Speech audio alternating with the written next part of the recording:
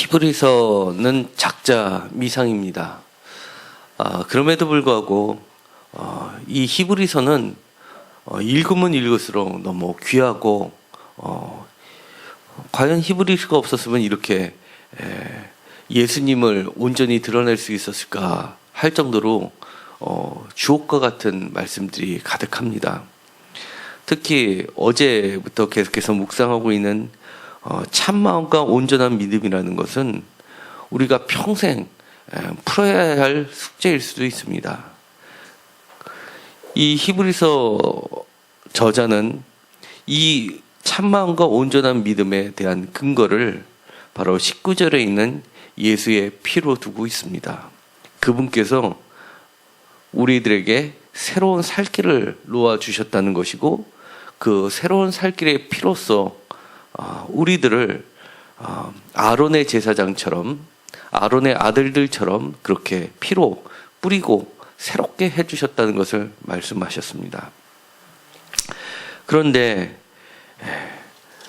말씀을 계속 읽다 보면은요, 39절에서도 멸망을 얘기할 정도로 이 히브리서 기자가 놓여 있는 상황은 매우 어려운 상황인 것 같습니다. 그리고 이 32절에도 보면 너희가 빛을 받은 후에 고난의 큰 싸움을 견디어낸 것을 생각하라 할 정도로 지금 현재도 그 고난이 만만치 않음을 암시하고 있습니다. 우리들은 신앙생활을 할 때 누구나 다 알고 있습니다. 하나님이 얼마나 미쁘시고 또 우리들에게 약속하신 것이 얼마나 크고 귀하다는 걸 알고 있음에도 불구하고 사실은 그것을 끝까지 견뎌내는 것은 쉽지 않다는 것을 누구나 다 알고 있습니다.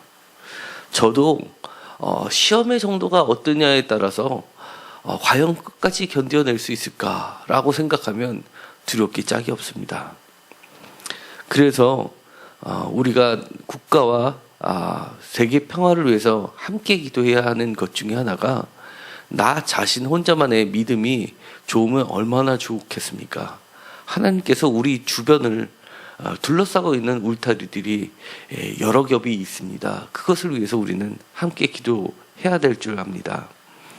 그런데 오늘의 말씀을 가만히 더 읽다 보면 많은 고난을 겪어낸 이 히브리서 기자는 우리들의 몇 가지 팁을, 안내를 제공하고 있습니다. 23절에 보시면은요, 약속하신 이는 미쁘시다라는 것을 강조하고 있습니다. 그래서 우리가 믿는 돌이, 여기서는 도라는 것은 기독교 할 때 도를 얘기합니다. 그리고 성경에서는, 사도행전에서는 갈릴리 도당이다 할 때 도를 얘기하기도 합니다. 그러니까 이 도라는 것은 말씀을 얘기를 하고요. 그 말씀의 소망, 말씀에 가득히 담겨있는 하늘에 대한 소망을 다시 한번 굳게 잡으라고 권면하고 있습니다. 그리고 24절에 보면요, 이것은 매우 중요한데요, 서로 돌아보라라고 얘기를 합니다. 우리가 혼자서 신앙생활을 하면 과연 얼마나 하겠습니까? 사실 우리 주변에는 믿음의 동역자를 많이 둬야지만 내 신앙이 성장합니다. 가끔 이런 분들이 계십니다. 집에서 혼자서 요즘같이 좋은 환경이 없으니까 TV만 틀면 많은 기독교 채널들이 있고 인터넷을 뒤지면 좋은 설교 말씀이 있으니까 그냥 집에서 신앙생활을 하면 됐지라고 하시는 분들이 있습니다. 그리고 세상을 보면 정말 많은 지탄을 받는 교회들이 있다 보니까 더더욱 교회는 나가기 싫어지고 나는 순수한 믿음을 지키겠다 하면서 가정에서 그렇게 하시는 분들이 계십니다. 그러나 히브리서 기자는 그렇게 얘기하고 있지 않습니다. 나 혼자만의 신앙은요, 사실은 온전한 믿음으로 나가기 매우 어렵습니다. 우리는 서로 돌아봐야 되고요, 그리고 또 격려해야 합니다. 격려에는요, 사랑과 선행이 수반돼야 합니다. 그리고요, 25절에 나와 있는 것처럼 모이기를 그날이 가까울수록 더욱 그리하라고 합니다. 이 모이기를 패하는 것, 이거는 사실은 성령을 거스리는 죄에 해당합니다. 히브리서가 종교개혁을 일으켰던 루터조차도 거부했었던 이유 중에 하나가 26절에 다시 속죄하는 제사가 없다라고 했던 근거를 두고 있다고 말씀을 드렸습니다. 그런데 복음서에서도 이런 비슷한 말씀이 있습니다. 그것은 뭐냐면 인자를 거스리는 자는 죄사함을 받되 성령을 회방하는 자는 죄사함을 받지 못한다라는 말씀이 있습니다. 거기서 얘기하는 성령을 회방하는 자라는 것은 교회를 핍박하는 그런 것들을 얘기합니다. 그래서 인자라고 하는 것은 예수님 자신을 얘기하고, 예수님 자신은 거스리는 세력들에 의해서 십자가에 달려 돌아가셨음에도 불구하고 용서를 받을 기회를 주님께서 열어주셨지만, 그 다음 세대인 제자들과 사도들과 교회의 시대에서는요, 그 교회를 핍박하는 거스리는 자들은 결코 용서함이 없다는 무서운 심판의 메시지를 던지는 겁니다. 그렇기 때문에 우리는 우리의 눈에 비치기에 어떠한 것이 있다 하더라도 결코 모이기를 패하는 무리들을 따라가면 안 됩니다. 오히려 하루하루가 지나면 지날수록 우리는 더욱 모이는 데 힘써야 될 줄 압니다. 그리고 이 히브리서 기자가 우리에게 더 한 가지 강조하고 있는 것은요, 32절에 보면 과거에 작은 파도를 견디었다는 것을 다시 한번 생각하라는 겁니다. 우리들은 하나님께서 훈련을 시키실 때 우리가 자녀를 훈련시키는 것처럼 한꺼번에 너무 큰 훈련을 주시지 않습니다. 처음에 작은 것을 주고요, 그 테스트를 통해서 단련이 되면 더 큰 것을 주시고요, 그것을 겪고 나면 우리가 지금까지 겪어보지 않은 큰 시험이 온다 하더라도 이것을 넘어갈 수 있는 겁니다. 그러니까 우리가 과거에 어려움을 겪었다고 이거 두 번 다시 겪으면 안 되지라고만 생각하는 게 아니라, 그때 겪었던 과정 속에서 어떻게 주님이 역사하셨는지를 깊이 새길 필요가 있습니다. 하나님께서는 결코 우리에게 감당치 못할 시험은 허락하지 않는다고 말씀하셨기 때문에 우리는 지금 내 앞에 놓여있는 시험이 비록 피하고 싶고 두렵다 하더라도 과거에 있었던 주님의 역사하심을 굳게 믿으시기 바랍니다. 그리고 또 한 가지 33절에 우리에게 이렇게 권면하고 있습니다. 우리는 예수님 때문에 고난받는 사람들과 사귀라는 겁니다. 이런 비슷한 말씀들도 성경에 보면 아주 많이 있습니다. 심지어 잔치집에 가는 것보다 장사를 지내는 집에 가는 것이 우리가 더 복되다고 얘기할 정도로 성경은 단순한 기쁨과 행복만을 얘기하지 않습니다. 우리는 어려움을 통해서 그 너머에 영원한 소망을 발견하는 존재들입니다. 그래서 34절에 보면 더 낫고 연고한 소유가 있는 줄 알기 때문에 우리가 이러한 지금의 환난들을 겪을 수 있다는 것을 얘기합니다. 그리고 31절에 보면은요, 이런 말씀도 하십니다. 하나님의 손에 빠져들어가는 것이 무섭다라고 얘기합니다. 왜냐하면 그분께서는 지금도 살아계시기 때문이고 앞으로도 살아계실 분이기 때문입니다. 이 히브리서는요, 중요한 것은 바로 순교 신학이라고 그랬습니다. 1세기 말에서 2세기 때 많은 예수님의 3세대 교부들이 순교를 많이 당했습니다. 그러면서 그 순교를 통해서 했던 말은 내 몸은 죽일 수 있을지언정 내 영혼은 결코 죽이지 못한다고 담대히 외치면서 사자한테 찢기거나 타는 불에 들어가는 믿음의 선진들이 많이 있었습니다.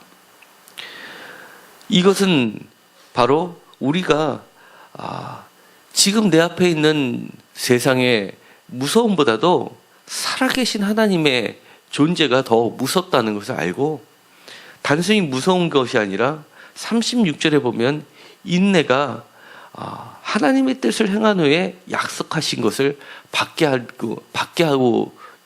할 수 있다는 것을 확실히 믿었기 때문입니다.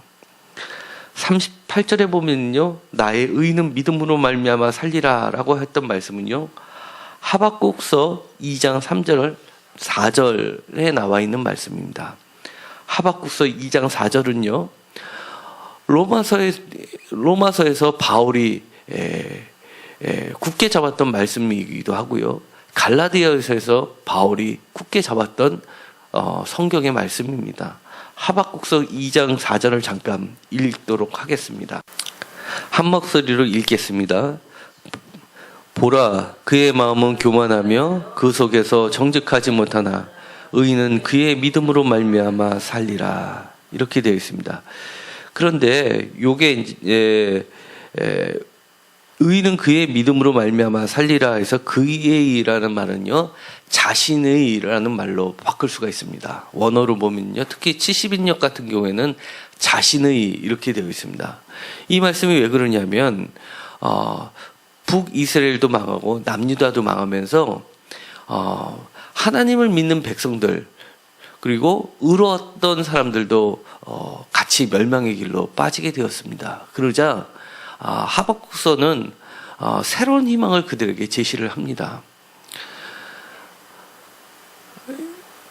그들은 지금까지 배워왔던 것은 자기네들은 하나님으로부터 선택받은 백성들이었고 그 다음에 그 민족은 하나님께서 건져주시고 구원해 주신 민족이라고 배워왔습니다. 그런데 다 같이 멸망하는 것을 보면서 우리 이제는 살 길이 없다는 살 소망이 없다. 하나님께서 우리를 버리셨다라고만 생각을 했습니다. 그러자 하박국은 이렇게 외치는 겁니다. 이 다 같이 멸망하는 가정 속에서도 반드시 다시금 살아나는 자가 있다는 겁니다. 그 살아나는 자는 아버지의 믿음에 의해서 또는 아버지의 의로움에 의해서 살아나는 것이 아니라 너 자신의 의로움에 의해서 살게 될 것이라는 것을 가르쳐 준 겁니다. 이것을 다른 말로 얘기하면요, 아버지의 죄악 때문에 너 자신이 멸망하는 것이 아니라 아버지의 죄악은 아버지의 멸망을 초래하지만 너 자신의 의로움은 너 자신을 하나님께서 살려주실 거라는 희망을 제시하는 겁니다. 그렇기 때문에 구약 전체적으로 흐르는 것은 전체를 얘기하는 대의 명분이었지만 지금 얘기했던 하박국서나 예레미야서 같은 것 또는 호세아서 같은 거에서는 이렇게 개인의 신앙을 강조하는 새로운 흐름들이 생겨났습니다. 이것이 바로 로마서와 갈라디아서와 그 다음에 히브리서와 그 다음에 심지어 복음서에까지 흐르는 신앙이 되었습니다. 그리고 그렇기 때문에 우리 개신교에서는 아버지가 믿었다고 자식이 신앙이 없으면 그 자식이 구원을 받는다고 얘기하지 않습니다. 그렇기 때문에 우리가 한 명 한 명이 하나님 앞에 바로 서는 것이 중요한데요. 그렇기 때문에 이 히브리서는 더더욱 강조하고 있는 겁니다. 성경을 우리는 캐논이라고 부릅니다. 캐논은 자입니다. 옛날에는 갈대로 만든 자를 얘기했는데요. 그것은 뭐냐면 바로 규범이라는 겁니다. 우리가 성경 말씀대로 우리가 살 수 있는 것이고요. 성경 말씀 있는 그대로가 우리의 인생의 잣대가 되는 것입니다. 이런 의인은 믿음으로 말미암아 살리라 하셨던 하나님의 잣대 기준에 의해서 우리는 살아계신 하나님의 손에 우리 자신을 맡기는 것이고요. 예수 그리스도의 피에 의해서 우리는 살 수 있게 되는 겁니다. 그렇기 때문에 39절에 이렇게 당당하게 얘기합니다. 오직 영혼을 구원함에 이르름을 맞은 믿음을 가진 자다라고 얘기합니다.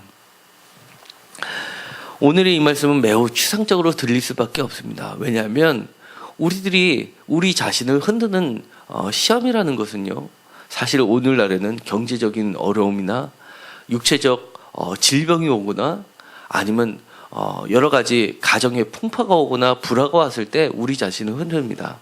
그렇지만 조금만 더 세상에 세계의 뉴스를 들어보면요, 정말로 이교도의 위험이 있을 수도 있고요, 전쟁의 위험도 도사리고 있고요, 그 다음에 핍박도 있습니다.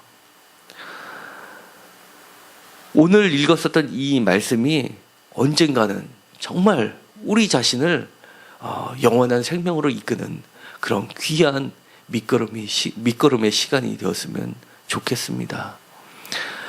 평생 잊지 말고 우리의 믿음이 작다면 하나님의 믿부심을 기억하시기 바랍니다. 그리하여 이 히브리서 기자는 이렇게 얘기합니다. 23절에 약속하신 이는 믿부시니 이렇게 얘기합니다.